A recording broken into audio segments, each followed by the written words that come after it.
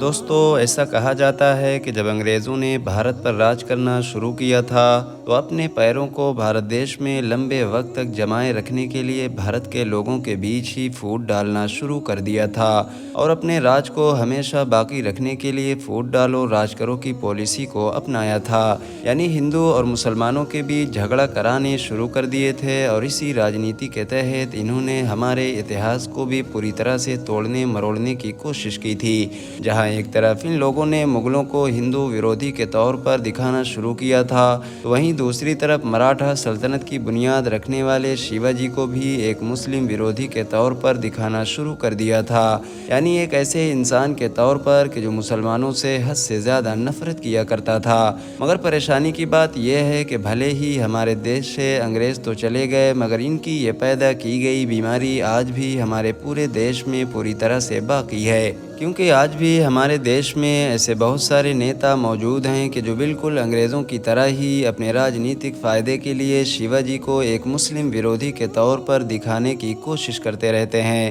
اور بار بار لوگوں کو یہ دکھانے کی کوشش کرتے رہتے ہیں کہ شیواجی ایک ایسے انسان تھے کہ جو مسلمانوں سے حد سے زیادہ نفرت کیا کرتے تھے۔ مگر دوستو آج کی اس ویڈیو میں ہم آپ کو بتانے کی کوشش کریں گے کہ جن شیواجی کے بارے میں ایسے بڑے بڑے دعوے کیے جاتے ہیں ان کا خود مسلمانوں کے بارے میں کیا نظریہ تھا، کس طرح سے وہ نہ صرف آنکھ بند کر کے مسلمانوں پر بھروسہ کیا کرتے تھے بلکہ ایک بار تو ایک مسلمان نے اپنی جان پر کھیل کر بلکہ یہ کہیے کہ اپنی جان کو خطرے میں ڈال کر شیواجی کی جان کو بچایا تھا۔ فی الحال دوستو ویڈیو میں آگے بڑھنے سے پہلے آپ سے میری چھوٹی سی گزارش ہے کہ اگر آپ ہمارے چینل پر نئے ہیں تو چینل کو سبسکرائب کر کے بیل آئیکن کو بھی ضرور پریس کر دیں اور ہماری حوصلہ افزائی کے لیے ہماری ویڈیوز کو ہمیشہ لائک بھی ضرور کیا کیجیے تاکہ اسی طرح کی ہسٹوریکل اور نالجبل ویڈیوز کا یہ سلسلہ ہم جاری رکھ سکیں۔ ارشن پروڈکشن کے نالجبل فرینڈ، شیواجی کا جنم 1730 عیسوی میں احمد نگر سلطنت میں ہوا تھا،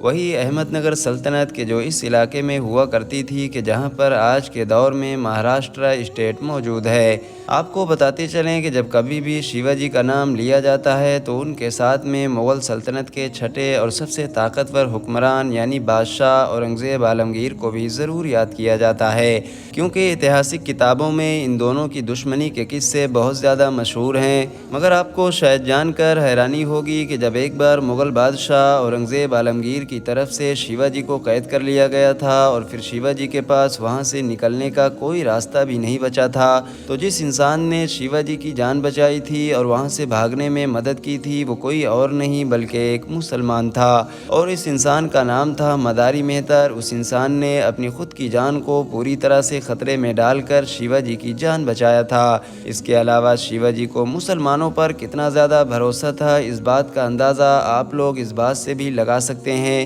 کہ شیواجی کی خود کی فوج میں لگ بھگ 1/3 فوجی مسلمان ہی ہوا کرتے تھے، یہاں تک کہ شیواجی کی جو نو سینا تھی اس کی کمان بھی ایک مسلمان کے ہی ہاتھوں میں دی گئی تھی، جس کو اتہاس میں سدھی سنبھل کے نام سے بھی جانا جاتا ہے۔ دوستو یہ بات تو آپ سبھی لوگ بڑی اچھی طرح سے جانتے ہی ہوں گے کہ اس دور میں جنگوں کا سب سے بڑا اور سب سے طاقتور ہتھیار توپوں کو ہی مانا جاتا تھا، کیونکہ وہ توپیں ہی تھی کہ جن کی مدد سے ظہیر الدین بابر نے ابراہیم لودھی اور رانا سانگا جیسے طاقتور لوگوں کو ہرا کر مغل سلطنت کی بنیاد رکھی تھی۔ لہٰذا شیواجی کے توپوں جیسے طاقتور ہتھیاروں کا ڈپارٹمنٹ بھی ایک مسلمان ہی ہینڈل کیا کرتا تھا جس کا نام ابراہیم خان ہوا کرتا تھا۔ دوستو ان تمام چیزوں کے علاوہ آپ لوگوں نے وہ کہاوت تو ضرور سنی ہوگی کہ ہماری اس دنیا میں اگر سب سے زیادہ قیمتی کوئی چیز ہے تو وہ صرف اور صرف نالجمنٹ یعنی انفارمیشن ہے، کیونکہ ظاہر ہے انفارمیشن وہ سب کچھ کر سکتی ہے کہ جو بڑے سے بڑے ہتھیار بھی نہیں کر سکتے ہیں۔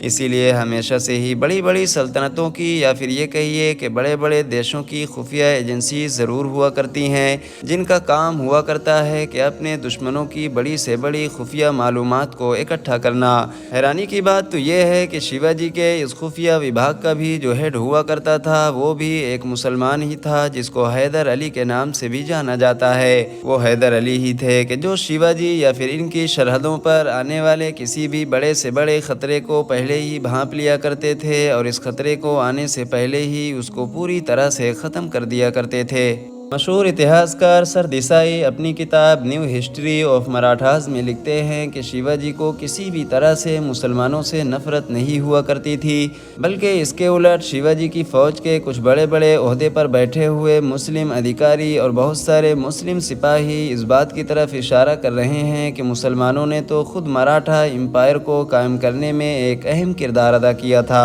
क्योंकि शिवाजी की फ़ौज में ऐसे बहुत सारे मुस्लिम फ़ौजी मौजूद थे कि जो शिवाजी के एक इशारे पर अपनी जान तक दांव पर लगाने के लिए तैयार रहा करते थे। फिलहाल दोस्तों, आज की अपनी वीडियो को हम यहीं पर ख़त्म करते हैं। वीडियो पसंद आने की सूरत में न सिर्फ वीडियो को लाइक करें बल्कि अपने दोस्तों के साथ भी ज़रूर शेयर करें।